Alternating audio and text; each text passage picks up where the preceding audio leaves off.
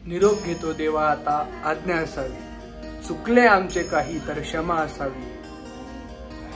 गेले 10 दिवसापासून आपल्या घरांमध्ये, आपल्या मंडळांमध्ये, आपल्या जिथे आपण हॉस्टेल असो काही असो तिथे आपण बाप्पाची स्थापना केली होती आणि 10 दिवसानंतर आजचा अखेरीस तो दिवस आलाच, अनंत चतुर्थीचा। आणि आपल्याला आजच्या दिवशी आपल्या लाडक्या बाप्पाला विदा करावा लागणार आहे। जरी मनातून इच्छा नसली तरी हे करावं लागणार आहे। आता परत पुढचे 365 दिवस आपण गणेश चतुर्थीची वाट बघू आणि परत 10 दिवसानंतर अनंत चतुर्थी येईल आणि परत आपण चालूच राहणार आहे लूप बाय लूप, हे काही संपणार नाही। पण मित्रांनो, आपण गणेश चतुर्थीच्या दिवशी व्हिडिओ केला होता आणि तुम्हाला मी सांगितलं होतं की इको फ्रेंडली जा।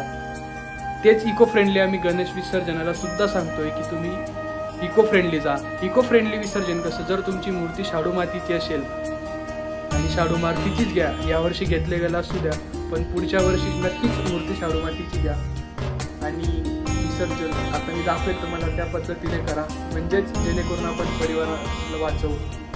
सो व्हिडिओ पूर्ण एंडपर्यंत पहा, लाईक करा, शेअर करा, सबस्क्राईब करा, बेल आयकॉन दाबून विसरू नका।